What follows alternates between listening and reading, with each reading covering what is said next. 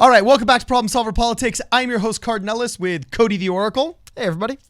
And Andrew Yang has done it again. Another 7-figure ad buy. That is huge. Just with the ad buys we see right now, there's about 20% of that $10 million that we gave him between Q3 and Q4. So it's all going down to New Hampshire and Iowa. We're going to analyze what kind of effect it seems that the latest ad buy has had, what kind of effect many people hope the new ad buy will have. Cody, what's the data? What's the news? What's going on?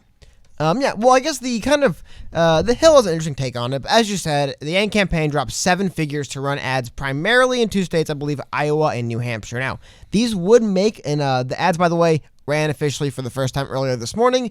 The first time Andrew Yang has officially ran ads in the state of New Hampshire, which, by the way, is a state he's been doing fairly well in overall, generally anyway, without running any ads, so this could be a big thing. I believe I have a source here actually from New Hampshire, and they referenced that when they talked to the Andrew Yang campaign. It was going to be something in the mid-6 figures as far as what they're spending in New Hampshire, so I would assume probably also the mid-6 figures what they're spending in Iowa again, right? Probably a blend there if we're going to be over 7 figures. So again, it doesn't look too much like it's too much focus directly in one state like the last ad buy was, where it was all Iowa. This looks more like a pretty even buy again across the 2 states. Iowa, he needs the help for sure. New Hampshire, a little bit better, but still he needs help in every state, so this could be good for him. Now, the other thing I wanted to notice, which is key, because one, spending money on TV ads in states where he's going to need them, that's good. But there's also 2 new ads. We took a look at the first ad he ran, which is a minute long. Now they're going to roll out 2 30-second ads, which, by the way, will also, pretty sure, just using my simpleton math, the ads will run more times, right? Shorter ads can run more than longer ads because they're cheaper to run. I hope I'm doing that math correct, you right? purchase time. Like there was that very famous Chrysler ad that was like 2.5 minutes that had Eminem and the gospel band in it during the Super Bowl. And yeah, they bought up like literally like 14 30-second ad spaces. So oh yeah, remember when Peter Berg did like a live? It was thinking of Super Bowl. It was like a 5-minute live mini like documentary about some like military campus. It was crazy. It was like this huge production. I forgot. Anyway, not to get off topic. You can spend up to that much money on ads, or like Andrew Yang, you can spend a couple $100,000, or it looks like mid-6 figures.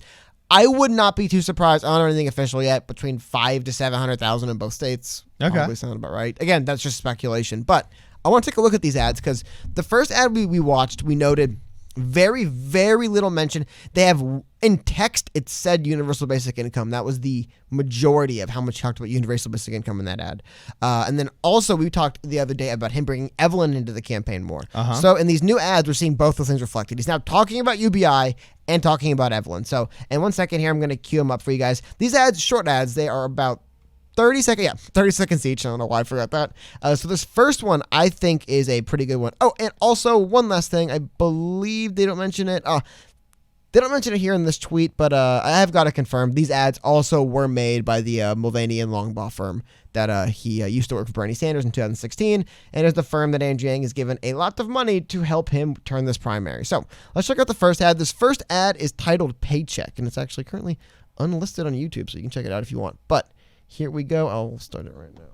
Are living paycheck to paycheck while the greatest technological shift in history displaces millions. I'm Andrew Yang. My nonprofit, Venture for America, helped create thousands of new jobs. I'm not a politician. I'm offering something different. A universal basic income that offers a lifeline to your family to get ahead, pay for childcare, or further your education. I'm Andrew Yang. I approve this message because it's time to end a paycheck-to-paycheck America and begin a new way forward. So, Card, what'd you think? I love how at the ending graphic, there's still that blue hue that was the horizon of the global shot that they had in the beginning. Like, so Sandra Bullock in leader Gravity. Of humanity. He's the leader of humanity. Yeah, like I am just digging this, man. Yeah. But, okay. First off, I like that he went back to economics. Okay, I like that he went back to economics, and I don't want to impose my psychology upon this, but I do want to say most studies show within the bell curve that most people think economics first. That's why Bill Clinton's famous campaign advisor said it's the economy, stupid. And I think it's always been the economy, stupid. There's times when other things have this temporary impulse to the top. in the polls, other issues do, but by and large, you will get the most traction with the most people if you're talking economics. But for some reason, people always stray into the social issues. So great that he's talking economics. Great that it was fast paced, was not boring. And there's it once again, it's the uniqueness of his message. He's the guy that talks automation. I almost wish he would have used the word fourth industrial revolution, because in commercials, you need things that people remember. And the only things I remember from that ad was the ending shot of the really cool rally and then a couple of the robots. Okay, so I would have almost liked to see a keyword in there like fourth industrial revolution that would make the muggles and the normies think, oh, what's this guy talking about? Because he's definitely establishing himself as a normal, legitimate political candidate, which is good for the boomers, good for the older people, good for the people that still watch TV and haven't cut the cable yet. But there needs to be something that takes them from that medium to the internet medium to look up what he's doing. You know what I'm saying? So I reserve judgment until the efficacy of these ads comes out. But I would say hit 9 out of 10 markers that I want to see in a commercial. Yeah, I thought what stood out to me the most, actually, I thought it was funny, you referenced the majority towards the end of it. What stood out to me the most was really just the first few seconds. I'm going to play it without any audio, just in the background.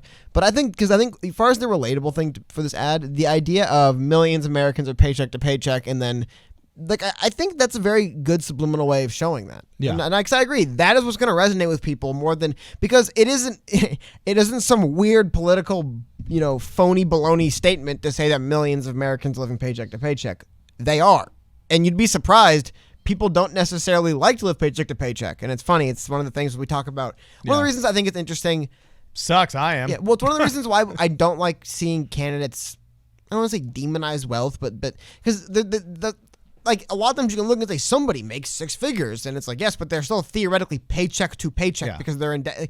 Like there's a lot of people in this country who just struggle to make it to the end of the month or make it to the next big paycheck every month. Like that's a lot of people in California. Across the board. You literally can have a 6-figure income and be paycheck to paycheck. If you got 2 kids and you got a 6-figure income, you literally may be incapable of saving. Yeah, but anyway, the greater point I'm just trying to say is that a lot of people out there are struggling, and it's just good to help everyone who's struggling. I would hope that's the interest. Help everyone struggling, not just the certain people I like that are struggling. So I like that he kind of strayed away from that. And then also, it was a really good way to get UBI across, I felt like. It was a good way because he goes to the end, he starts talking about paying for childcare, paying for education, the things that universal basic income could add. So I thought that was good. Again, short ad, I don't want to get too verbose on this. I thought it was really effective because the next one I want to get into is the one I think would be really interesting for us to kind of watch. I'm going to play this one. This second one is titled Our Son. Second one is also when he brings Evelyn into the fold a little bit more. So this is looking to be, I've seen this one already, so some of you guys in New Hampshire actually might have already seen this as well. Yeah. Anyway, without further ado, here is Our Son with Andrew Yang and his lovely wife, Evelyn. Oh, sorry, give me one more second. Just want to make sure I got this set up for you guys correctly. Andrew and I can't imagine what it's like to have a child who is sick and you can't help them. Our oldest son has special needs. We can care for him, but thousands of parents without health care can't. If my husband, Andrew Yang, is president, he'll fight for Medicare for all, including mental health coverage. And companies like Amazon will start paying taxes to pay for it. I'm Andrew Yang, and I approve this message. Okay, quick first takeaway. I love the good cop, bad cop. Where everyone's like, I love to be able to make sure my kids are taken care of, and Andrew Yang's like, yeah, and Amazon's gonna pay taxes. Like, oh, cool, okay. Like it's kind of like, you know what I mean, like the hammer. See, I actually didn't like that. I almost thought it would have been stronger without Andrew. It would have been softer, right? I mean, maybe more. Yeah, effective. That's a girl commercial, man. Let the girls talk to the girls. It does feel a little bit almost like Andrew Yang. It's like, no, I got to tell them we're taxing Amazon. When you study the science of attraction, it's really interesting. A lot of makeup is, studied and perceived as sexual signaling. But when you study like why women dress in certain scenarios, they're not dressing to impress the men. Some are maybe, you know what I'm saying? But by and large, women are generally dressing to outdress the other women in the scenario that they're about to enter, whether it's in the workplace, whether it's, going to the church activity, whether it's just to be, quote, out in public. So I think a commercial that's predominantly by the wife of this partnership that's basically seeking entrance to the White House, I think it's good if Evelyn has an Evelyn commercial. So I actually think in that case, Andrew jumping in kind of almost, I don't want to say ruins it, but kind of like takes away from it being an Evelyn commercial a little bit. But I really like seeing her in this. And I can't think of another commercial I've seen where there's been the spouse so heavily involved. Yeah, well, that's one of the things I want to say, though. I disagree with your point a little bit because no offense, I'm not voting for Evelyn Yang. I'm voting for her husband. So I want to hear him a little bit in the ad. Just because, here's the thing. What if some awful person, just for whatever reason, has a lovely wife and he runs his campaign behind her and then we elect, like, oh, I like her. But we don't elect her. We elect him and he sucks. Now, this isn't the case with Andrew Yang, but still, just generally speaking in campaign ads, I want to know who I'm electing. And no offense to the spouse, whoever it may be. But if just because I like the person's spouse doesn't mean I want to elect them. So I think for outsiders, I would be a little bit... If I knew nothing about this Andrew Yang guy, I'm like, why isn't he talking to me in his political ad? So I'm not voting for his wife, I'm voting for him. What does he have to tell me? So I think what we're seeing here is this is an ad for families. Because families are made up of men and women, sometimes, in America. Okay. I would say predominantly a lot are made of men. My larger point being is that when you're talking about a family, you're talking about a lot of different people involved. So you're not trying to appeal to one person in the family, you're trying to appeal to the family at large, which has many people in it, is my larger point.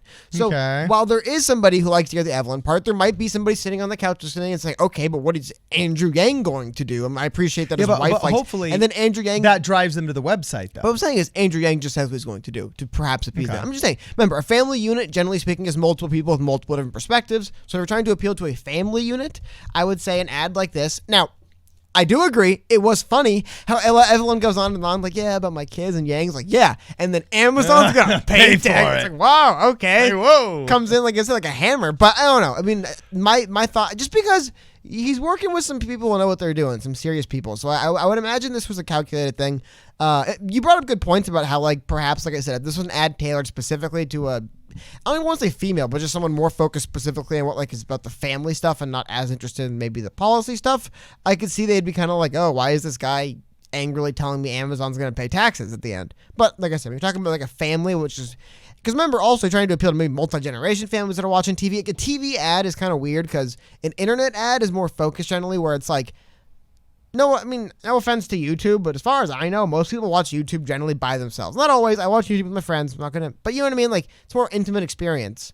Yeah, see, I just don't think it was necessary. TV ads are more, but I'm saying is a TV ad might be in front of a multi-generation family. So having a little bit more depth to it isn't a bad thing. I'm not going to spend 40 minutes arguing about whether or not it was, but I'm just saying, like, I hear your point, and it's a good point. I'm saying the other perspective is perhaps, like I said, if you're running a TV ad and you're perhaps expecting this to be seen in front of like 6 different people in a house at once, maybe that's why you want to add multiple angles.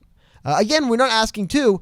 Remember, this was an ad that I believe was designed predominantly to run in early states like Iowa and New Hampshire. So perhaps there's a little bit more kind of on the ground Iowa and New Hampshire angles to why they do that. I assume there is. If they're spending $1 million to run these ads, I'm assuming they did a little research saying like, hey, Iowa cares about this stuff, right? New Hampshire cares about this stuff, right? Now I know being able to afford to live and give your kids health care is probably something that's universal. I think every state cares about those things.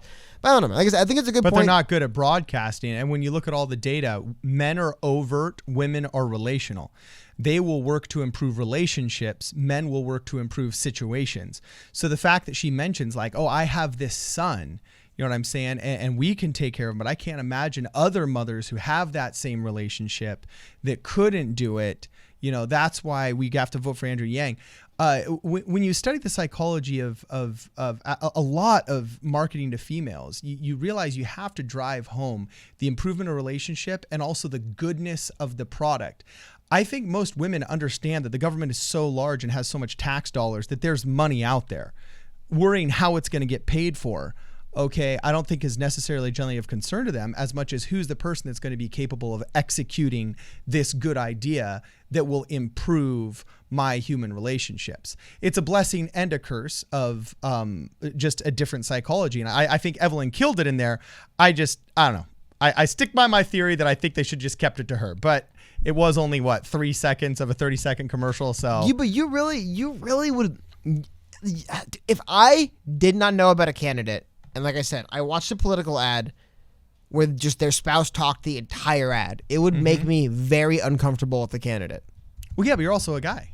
No, the inverse. It's just like no sex thing. It's just like the premise of Why is the person I'm voting for hiding behind their spouse and not talking to me about what they're going to do? If I don't know who this person is, I don't give Andrew Yang the benefit of the doubt and say, oh, I love his wife, Evelyn. I say, okay, he is a nice wife, I guess, but who am I voting for? Who's the person I'll put in the White House? Yeah. It'd be the same thing if Let's Hillary... ask the girls. What do you guys No, think? it'd be the same thing if Hillary Clinton had an ad that was just Bill Clinton telling us why we should vote for Hillary. I'm not voting for Bill Clinton. I'm voting for Hillary. What does she have to say for herself? It's the same thing. It's like not a sex thing. It's the idea of if you're the person I'm running for and somebody close to you is making your pitch for you, that is nice. But I want to hear a little bit from you because otherwise it seems like you're trying to get me to vote for someone else. Why am I not voting for you? Like I said, it's nothing to do with sex, nothing to do with anything. It's just like if the literal inverse, if Hillary did it with Bill, and Bill was even a president, and Bill said, vote for my wife because this and this and this and this, I would say, I'm not voting for you though, Bill, and you're telling me why I should vote for Hillary. So you're trying to like vouch for her. Can she tell me why I should vote for her? I'm just saying, to people who are perhaps hostile or even indifferent, viewers, I could see why maybe not having the candidate at all and having a spouse entirely would be off-putting. That's all I'm saying.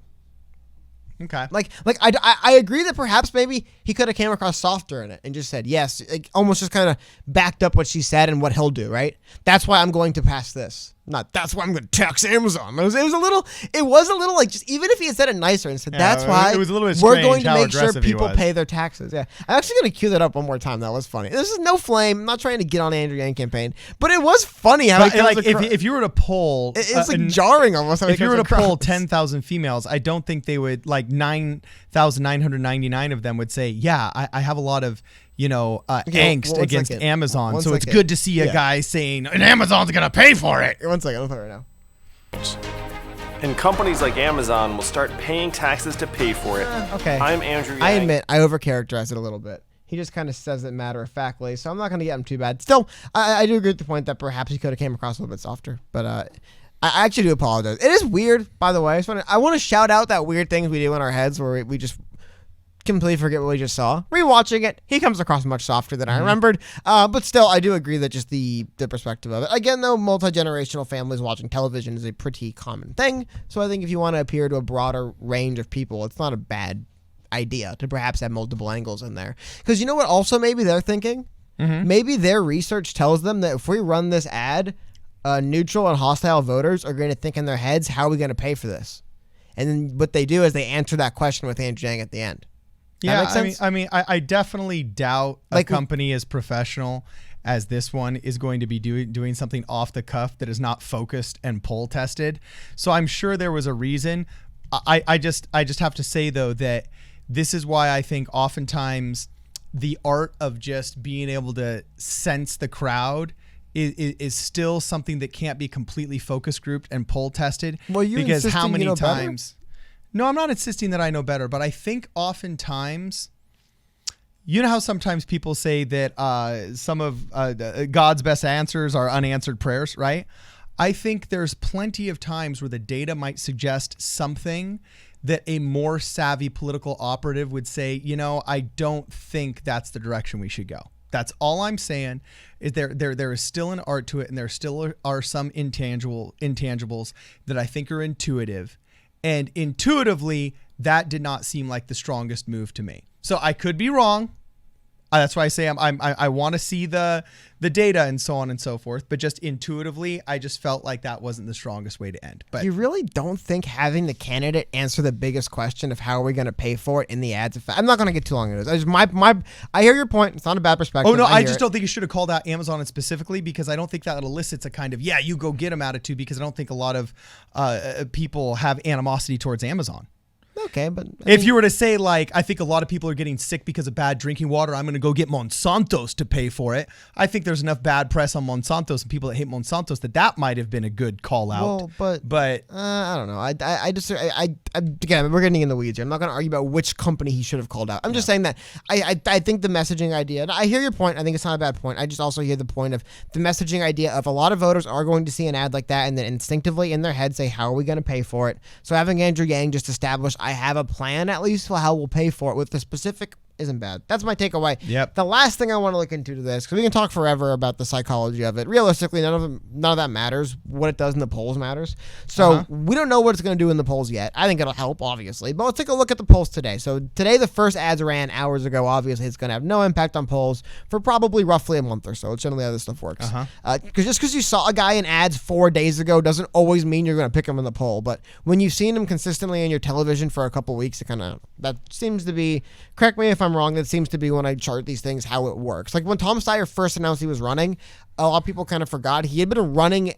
People thought he had been running for president, like people at home just watching TV, because he'd been running ads across the country for like a year and a half anyway. Like people like, oh, he's jumping in the race. Wait, like, he's not running? Yeah, he's been running these ads. He basically just barely tweaked his impeachment ads from 19 months ago, and now there is election ads. So it's so true. You have to get this. Even Tom Steyer realizes they got to see my face a lot. So we're going to see it moving. That being said, here's a look really quickly at the New Hampshire polls. This is right now from Real Clear Politics as an aggregate. You'll notice as far as big-time New Hampshire polls, at least what they call big-time New Hampshire polls, mind you, fairly incomplete list. A lot of polls they don't list on here have actually been taken. I'll try to show you guys a little bit more of that in a second. But just looking at recent polling data, I want to highlight something that Andrew Yang is basically pretty well established in 6th place, but Tulsi Gabbard is actually the person who's jumped in front of him. He was in 5th for a while. Wow. With Amy Klobuchar as well. Harris is falling. Steyer is falling. Again, Andrew Yang needs help in these states. Still, you'll notice that he's doing better in New Hampshire than he is. Oh, sorry. Let me adjust a little bit so you can see better. He's doing a little bit better in New Hampshire than he is doing in Iowa. I'm going to go to Iowa here for you guys in a second. You'll notice it's not the worst in the world, but Iowa's not a stronger state for Yang. I mean, you'll notice he's roughly where he is in New Hampshire, but this is mostly due to the fact that he's been running a lot of ads, and I think some of these early ones aren't really reflecting it necessarily, but you'll notice he stopped polling at 0, which he had a couple times in October in the state. Oh, I apologize, guys. Maybe move up so you can see a little better. In the state of Iowa. Again, this is just looking at the last few big polls that happened in Iowa, but these are early voting states that are vitally important that he's really going to need help in. Now, 2 more data points I want to show about these states. A little bit different, but it shows again why it's so important, because Andrew Yang isn't the only candidate focusing on Iowa and New Hampshire. Now, I want to take a look at Iowa. Iowa looks like a runaway Buttigieg state if the vote was today. Now, the vote is becoming increasingly closer and closer to being today. You know what I mean? Like, what, 60, or I think 80-something days away from that vote in Iowa. And it looks like Pete Buttigieg is a runaway favorite. Amy Klobuchar are also surging in the polls. Everyone else kind of floundering, except for Bernie Sanders, I believe, which took a very hard turn up in the very recent days. But you'll notice that Warren is falling big time in recent days. Biden is basically free falling in these states, and it looks like it's going to be Buttigieg rising up. Now, reason why I wanted to highlight this for Iowa is because I want to show you something when we go to New Hampshire all of a sudden. It's really weird. When you go to New Hampshire, you see a different picture. New Hampshire is a state where, I guess not too different, Buttigieg is going, but New Hampshire is a state where all 3 frontrunners were in essentially a free fall. Very interesting. So again, up for grabs. And it looks like, and this is the kind of untold story of not the untold story, but this is becoming it's kind of like when we were watching Warren overtake everyone. Like, why is no one talking about how Warren's doing this right now? In the early voting states, Pete Buttigieg, it looks like actually might win some of these states. It looks like he might. Today, if the trend continues, he's going to make the upset and surprise New Hampshire. Trend continues, he holds Iowa. So these are states, again, though, I think if Pete Buttigieg is rising almost double digits in the polls in some of these states, Andrew Yang has got, these are up for grabs, man. No one is locked in. Because let me tell you something. Buttigieg gets hammered in the press a lot, and they haven't even geared up on him all the way yet. And once he starts threatening the actual establishment candidates, they'll gear up on him. This isn't counting. We don't know if Bloomberg is going to just burn all of his wealth to tear the race down. Dude, we don't know about the future. So I think this is the time. And obviously, don't listen to me. Andrew Yang is spending millions of dollars to run ads. Yes, it is clearly the time to run ads in these states, and he knows it, and he's doing it. And I think it's very important to look and see. There's no really front runner holding strong. Buttigieg is surging as a lot of these front runners are just absolutely faltering, especially in New Hampshire. Iowa, we're noticing Bernie kind of hold a little bit more, but just it's weird. Free fall from the front runners. Buttigieg surging. This is the time for Yang to get in front of people. Because remember, Buttigieg basically, I don't want to say steals, but it's kind of like one of those things where it's like the Ice Baby and Under Pressure. It's like, man, maybe they're not literally the same, but like Pete Buttigieg seems to think that Andrew Yang is pretty right in a lot of ideas. So there is a really good chance that maybe if Yang can get in front of those voters, they will. Because if they've defected from someone to Buttigieg, I don't see why they would be so loyal to Buttigieg they wouldn't then defect to someone like Andrew Yang, who's just maybe has a more effective way of getting the same ideas across. So that's why I think it's really important to run these ads. Going back, I like both of them. I think you did too. I mean, we disagreed in some minor things, but overall, I thought they were effective ads for 30 seconds. Great way of getting UBI across. They passed the efficacy test.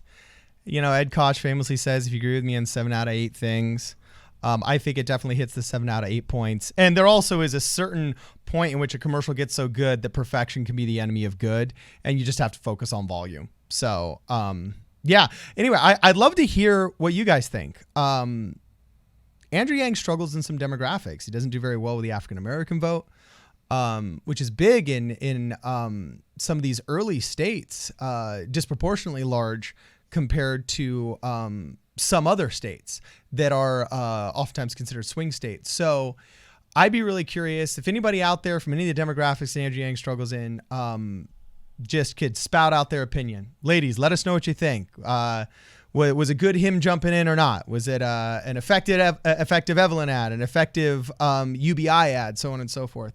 If we got any brothers from the African-American community or sisters out there that could tell us, hey, do you think this, resonated with you? We'd love to hear from you as well. Let us know your opinion in the comments below. If you guys can, follow us on Twitter at PSP Radio 1 and make sure you give us a voicemail. In fact, actually, let us know your opinion on these new ads by calling us at 1-833-PSP Radio. Also, if you want to contribute to the channel, make sure that you follow us on Twitch Tuesdays and Thursdays. This Thursday, we actually were unable to stream. If you also want to make sure that you check us out on Facebook and on Instagram, we will welcome you there. This is Problem Solver Politics. We'll see you guys in the next video.